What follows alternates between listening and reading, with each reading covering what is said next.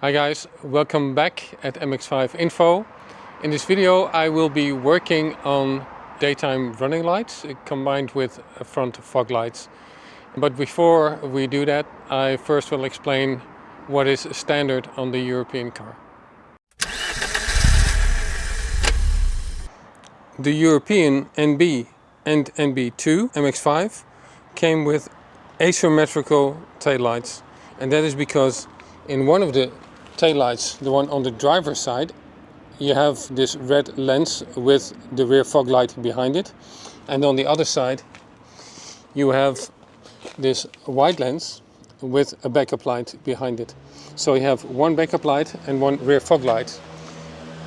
And then on the front of the car, some models of the MB2 only have the front fog lights. And there were two different versions of that. Both were also used on the MPV, but in different model years. So 2001 to 2003 is one group, and 2004-2005 is the second group. My car has these front fog lights, but I think it's only on 15% of the cars because it was only on the high-end model and on special editions. So to make the rear of the car symmetrical, I have replaced the taillights.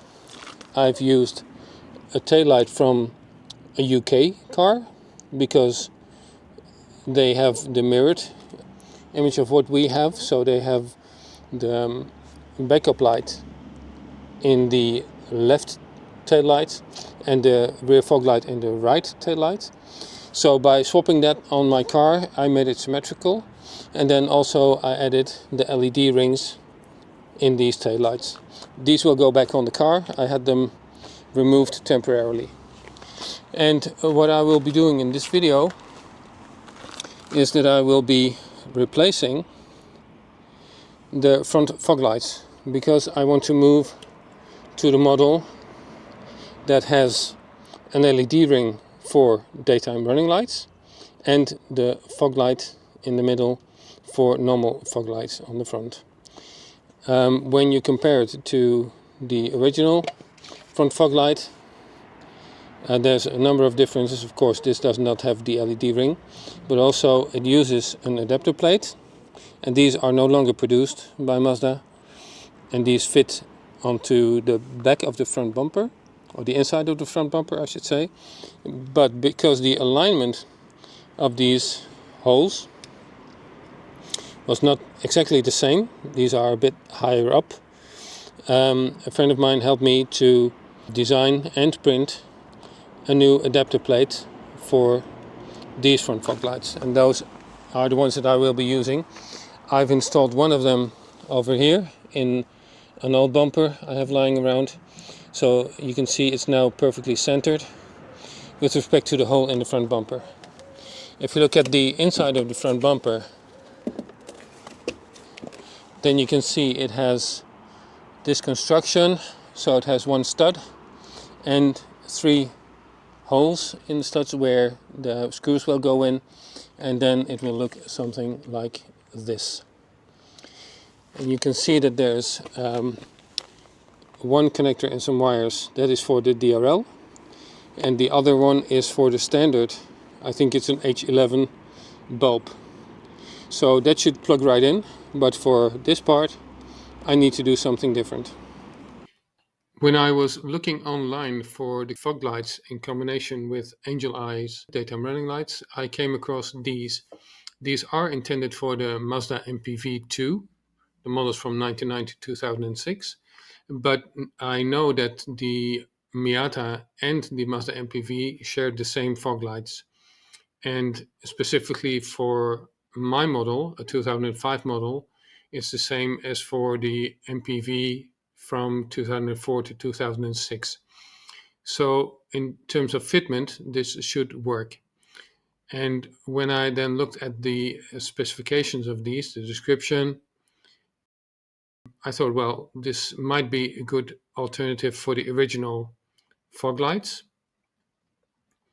Production quality looked okay. There was some choice in colors for the LED rings and for the fog lights, but based on the regulations I have to deal with in the Netherlands, I decided to go with white rings and white fog lights. Then also there has to be an international certification visible on the lens, which is the case. So it's for DOT, but also for the European marks. There was some ROSE certification here in the ad. I have not seen that on the product that I received. They also mentioned something here regarding the right and left mark. These lights are the same for the right and for the left side, so there's no point in doing that.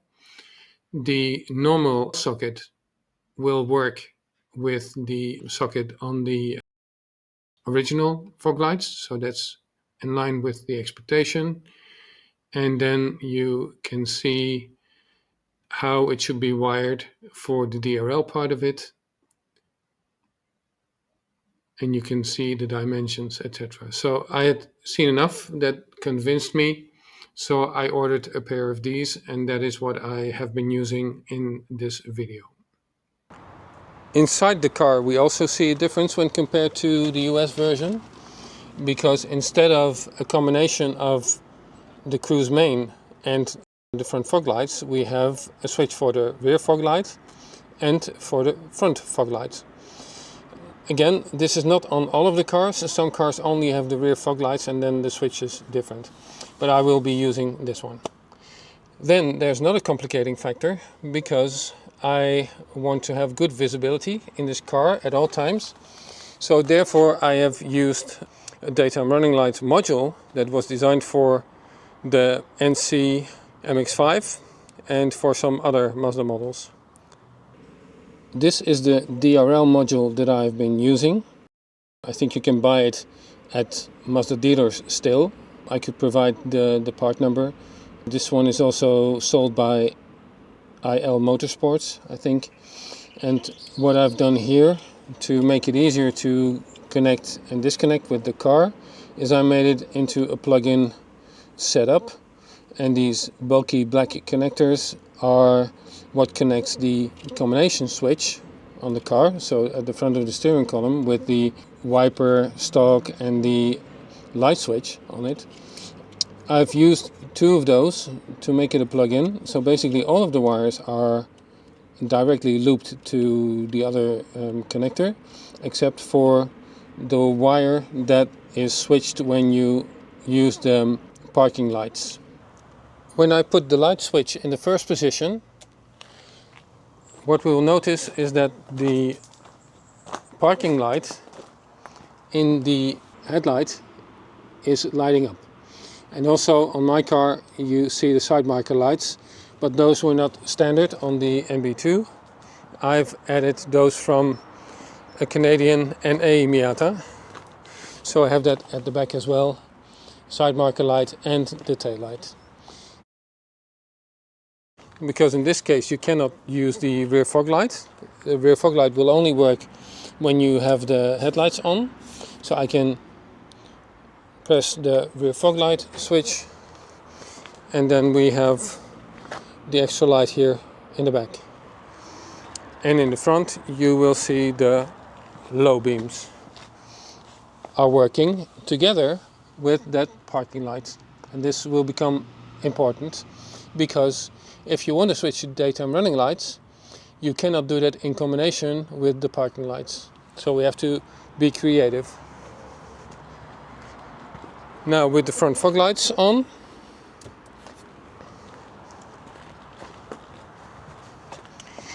it look like this. So basically we have parking lights, low beams, side markers and the fog lights.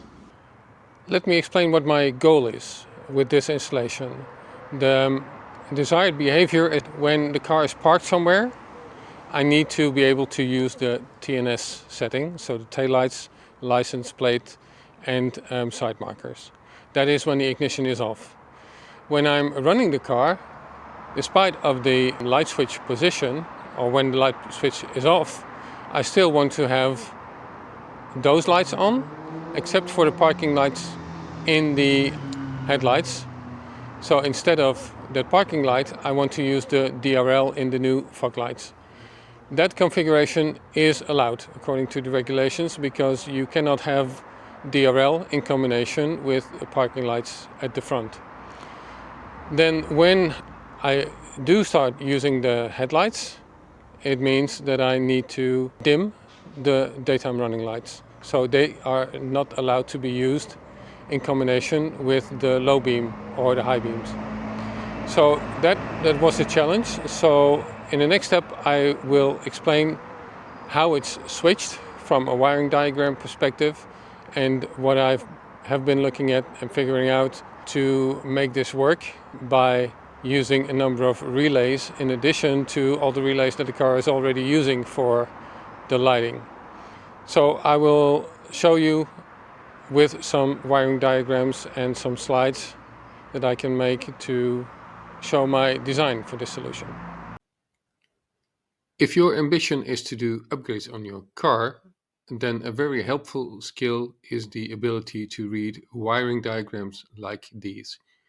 This is the wiring diagram for the external lights circuit, and within it we see different symbols, for example switches and relays and light bulbs.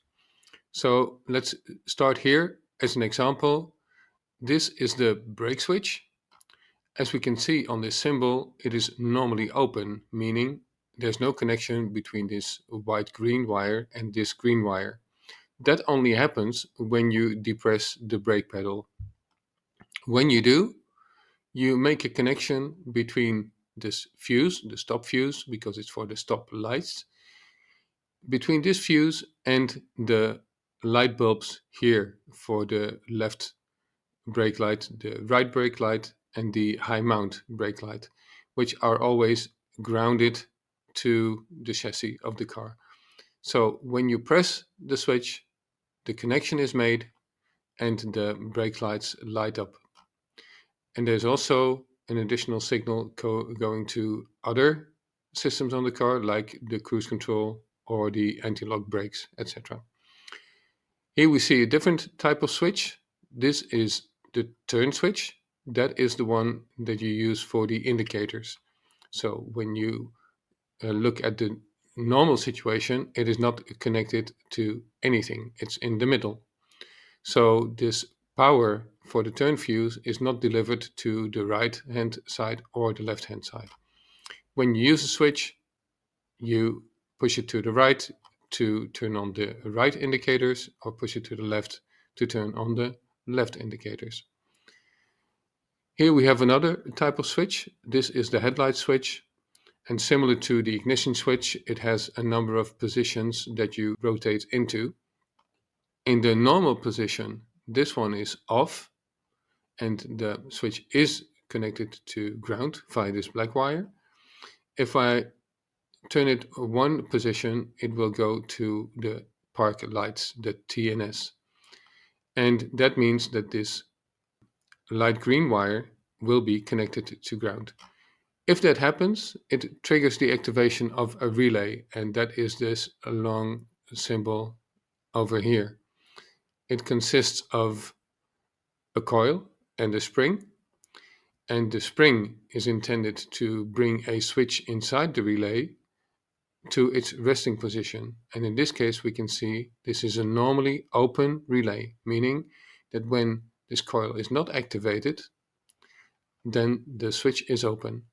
So when we ground this wire and we have a 12-volt feed coming from one of the fuses via this light green and red wire, then by closing the circuit, the coil is activated and it will trigger this switch to be closed. When that happens, the power from this light green and red wire is transferred to this yellow and green wire, which in turn then feeds the tail fuse, and power can go through the tail fuse to this system over here, so to this red and black wire. It does a few things. It lights up the interior lights, so the light in the instrument cluster, but also in many of the other switches inside the dashboard. and the radio, for example. It also provides a trigger to the supplemental restraint system. That is the system that checks whether any airbags should be deployed. So apparently that system is interested in receiving information about whether the lights are on, yes or no.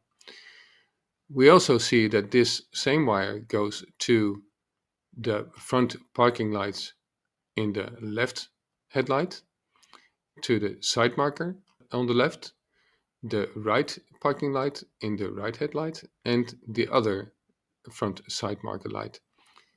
It also goes to the taillights and to the lights that are used for the illumination of the license plate and the trunk compartment. All of those lights will be switched on by simply turning the light switch to the first position.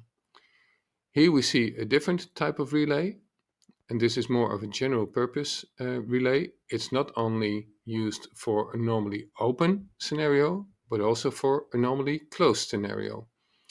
So the normally closed scenario is what we just saw. The relay is not activated. Again, we see a coil and a spring over here. So in the resting position, this relay is normally closed. It means that power from this red and black wire can be transferred to this red and blue wire to make sure that the license plate is illuminated. The second scenario is triggered when this switch of the trunk compartment is activated, which means that this green and orange wire is pulled to ground via the switch when you open the trunk. In that case, this relay is being activated because there is power on this blue and red wire in any circumstance.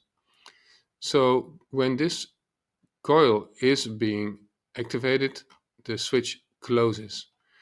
And in that case, this power will be used to turn on these two lights, in this case to illuminate the trunk compartment. For the daytime running lights, I was looking for a fuse that I could use to power the daytime running lights. So I had a look at the power distribution diagram that I have here in front of me. This is for my 2005 Mazda MX-5 NB2. And here at the top, we see a group of fuses. These are all located in the engine bay, and they all have permanent power as long as the battery is connected.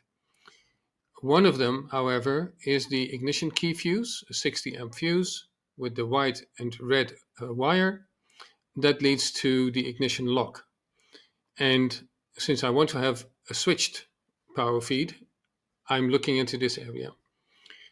At the ignition lock, we have 4 different groups, and depending on when you would want the power to be supplied. So in this first group, black and white, we see that it is active in run and when the switch is in the accessories position. I don't need it to be on in the accessories position. I don't want it to be on in that position, so I won't use this one for the daytime running lights. The next one is with this blue wire. This one is on in run and start, so when the ignition lock is on or when you are actively starting the car. I don't need it to be on when the car is starting. Actually, I prefer it to be off in that phase. Then the next one is the black and red wire. This one is only powered when the car is in run, so with the ignition on. And this is basically what I want. The last group, to make it complete, is only active when you are starting the car. So this is when it's powering the starter motor, for example. So I'm looking into this third group with the black and red wire to see what is connected to it. And then I can see we have the wiper fuse for the wiper motor and washer. We have an AC fuse, and we have the power window fuse. This blue wire for the wiper system is sufficient for me. It's 20 amps, and usually when I'm driving I don't need the wipers. The load that I expect from the daytime running lights is low. These are 10 watt each, so 20 watts in total, and for a 12 volt system then we don't even have 2 amps in current on that system. So it should be more than enough if we use this circuit. My next step is to find out where I can get that signal to splice into that wire. This is the electrical diagram for the wiper and washer circuit. And we can see that the blue wire from the wiper fuse is going in two directions. One is going to the windshield wiper and washer switch. And this is the switch that is part of the combination switch with the two stalks behind the steering wheel. The other blue wire is going directly to the wiper motor. The windshield washer motor is powered through the combination switch. Both of these motors are located in the engine bay. What I prefer to do is use a wire that I can find underneath the dashboard, and that is this wire, because it is using the combination switch. In a different diagram that I have here, we can see the same circuit, but represented in a different way. So again, we have the ignition switch with the blue and red wire going to the wiper fuse, then continuing on as a blue wire. And in Mazda terms, it is called L for blue because B was for black already. And it goes to the DO1 connector. And this DO1 connector is pictured here. This is the big black square or bulky connector underneath the steering column, where the combination switch connects to the wiring harness of the car. And in this connector, we find this blue wire. So when looking at the connector, it should be on one of the edges, somewhere around the middle. This L represents that blue wire. So that's what I will be looking for on the car. Then I can splice into that wire to take the 12 volt feed when the ignition of the car is on. So that we need to be underneath the steering column, looking for that black bulky connector. This one, normally that would be connected to the combination switch here, a bit higher up. But what we need from this connector are two wires. The first one being the blue wire, that is the switched ignition wire that feeds the wipers. So it's connected to the wiper fuse, a 20 amp fuse, which is more than enough for what we need. Most of the time it isn't used because we're not driving in the rain too much. And the other wire that we need is this red and yellow wire. And that is the wire that is grounded when the headlights are on. So we need that signal for the relay as well. One of the rules that I need to comply with is that the front park lights and the headlights cannot be used at the same time as when the daytime running lights are used. We need to look at the bottom here on the right. There we see that we have the right parking light and the left parking light, and we also have the side marker lights to go with it. It means that if I want to switch off the parking lights, I must interrupt this wire for the left and the right headlight. And I can put a relay in between that will switch when the daytime running lights are on. So we switch off the parking lights in that case. I unplugged this connector from the front parking light, and as you can see further down this wire, I've already spliced into it for the side marker lights. We have to change that setup again because we still want the side marker lights to go on, but the parking light itself should be controlled by the relay. And on the other side we have the same situation, so I need to work on this connector again to separate it from the side marker lights. I've decided to use a blue wire for the DRL and a red and yellow wire to feed the front parking lights. Those need to go through the firewall towards the relay that I intend to use, which means that I need to find a way through the firewall. And a trick that I've been using more often is to use the opening for the hood release cable in that rubber grommet, and then to pass a few wires next to it through the firewall. So then you need a bit bendable strong wire that you can put through the hole. Then you can push it from this side and later on pull it from the other side to get these wires through the firewall to the other side. So that's what I will do. And this is what it looks like from the other side. So I can now grab onto that red wire and pull it through.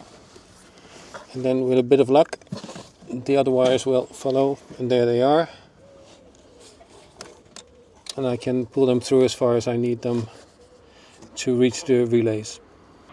The colors of the new wires are fairly bright, so in order to hide them in the engine bay, I use this kind of tubing. So I cut off a piece, slipped it over the wires, and now I can push it all the way towards the firewall, so that you don't immediately see these new wires in the engine bay. My next step is to restore the functionality of the front parking light in the headlight. And in order to do so, I had to cut off these wires. I depinned the terminal from the connector so I could connect it with this red and yellow wire. The red and yellow wire will go to the other side of the firewall to a relay, and that relay must feed this wire when the daytime running lights are off. So in order to do so, I have crimped these wires together. I have a piece of shrink tubing ready, and then the other wire will go to the other headlight. For the daytime running lights modification, I will be using two relays, and both are of the Bosch type B. What does it mean? It means these are 5-pin relays, and we can see that each pin or terminal has its own number and function. On the left we see a schematic representation of this 5-pin relay with a coil and a switch. And the switch can be either closed or open in the normal situation. So in this case, when the coil is not energized, we have a normally closed connection between pins 30 and 87A. When the coil is energized, the switch will flip and we will have a connection between pin 30 and 87. Here on the side of the coil, we have pin 85. This is the negative side of the coil. On the other side, we have pin 86. This is the positive side of the coil. So in normal circumstances, you would have a 12-volt line going to pin 86 and, for example, a ground going to pin 85. Then on pin 30, you would have the power that you would like to switch to either terminal 87A or 87. This pin 30 is called common. The 87A side is the normally closed side, and the pin 87 is the normally open side. The power for the front park light usually comes from the red and black TNS wire that is also available on the back of this dimmer switch.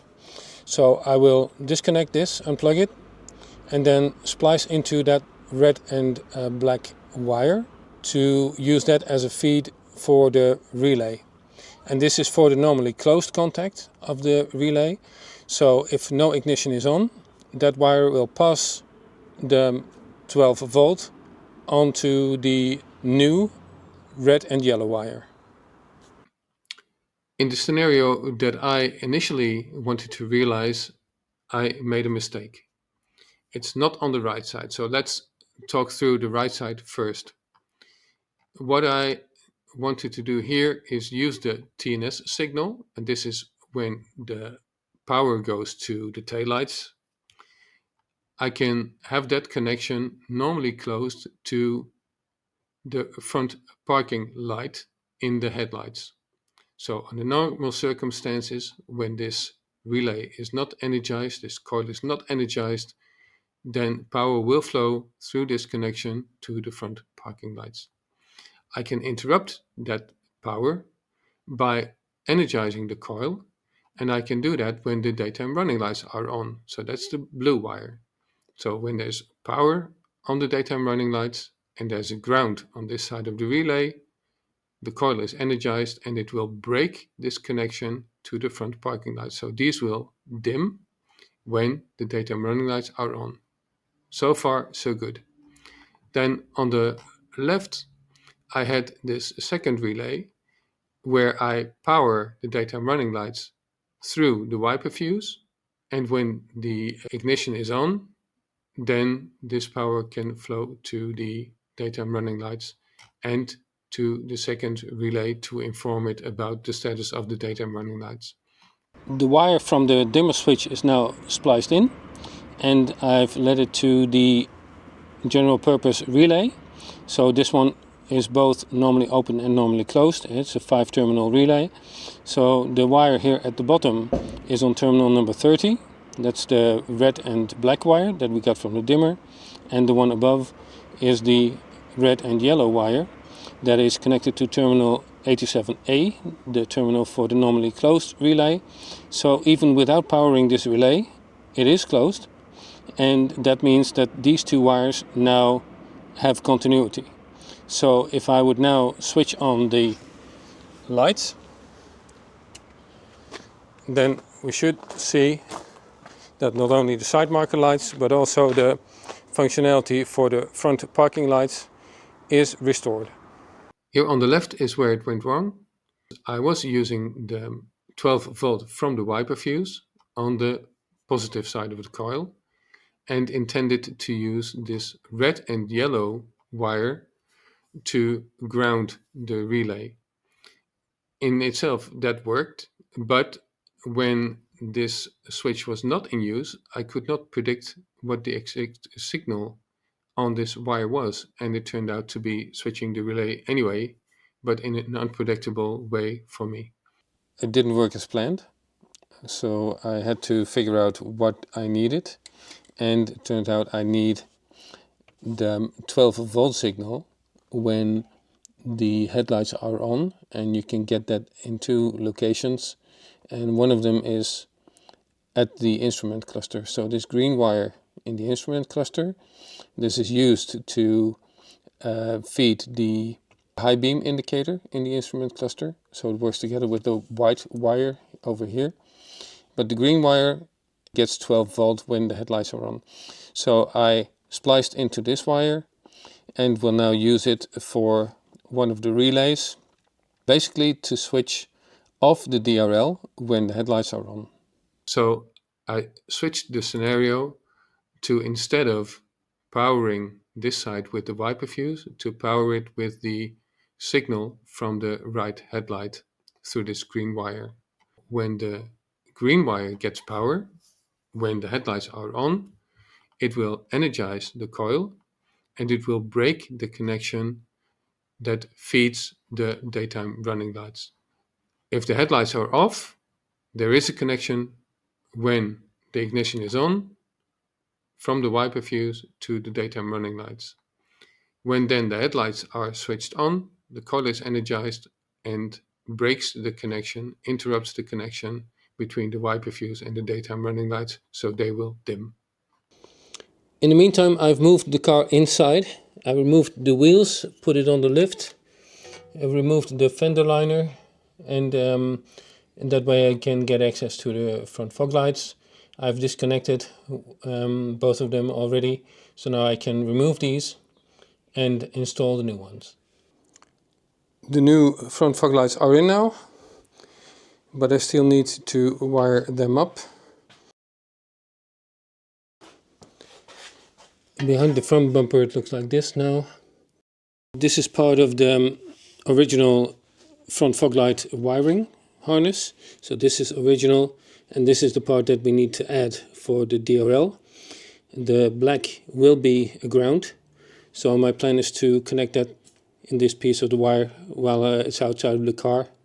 It's much easier, so I will do that for the both of them. And then we need to connect the blue wire from the front to the red wire, and that should complete this task. Another thing to pay attention to is that despite of what you would expect, you would expect the black wire to be the ground wire, but in this piece of the harness the white wire is the ground wire. So on the side of the car it is a green yellow wire that brings the battery plus and the black wire for ground, but from this point of the harness on it is the white wire that is ground and the black wire is the power. And this is what it looks like when everything is connected. Here we have the final configuration. This is the one that is working. It has been a few days since I finished this modification, and as you can see currently with the ignition on, the daytime running lights are illuminated in the front bumper. In a minute I will walk around the car to show you what is currently illuminated when I'm driving the car, and then I will show you the other scenarios with or without the ignition on, with or without the headlights on, etc. The ignition of the car is currently on, so as we can see the daytime running lights, the angel eyes, are on in the front bumper, and so are the side markers for the front bumper. When we move to the back we can see that also the side markers in the rear bumper are illuminated, and also the LED rings in the taillight. So this is what people see when I'm driving the car. Let's quickly go over all of the scenarios. First one is when I use the parking lights. Now the side marker lights come on together with the parking lights in the headlights. When I now switch on the ignition, the daytime running lights are switched on, the side markers stay on, but the parking lights in the headlights are switched off. That remains until I switch on the low beams. So now the daytime running lights are off, but the parking lights in the headlights are back on. That's the normal behavior. I can switch to high beam and back. I can switch on the new front fog lights and switch them off. Go back to parking lights, then the DRL comes back on, and this will remain the case even if I switch off the light switch completely, and the daytime running lights will dim when the ignition is turned off. And that's it. That's all we have. Please like the video and subscribe to the channel for more content like this. Don't hesitate to leave your questions and remarks in the comment section below. That's it for today. Thanks for watching MX5 Info, and until next time.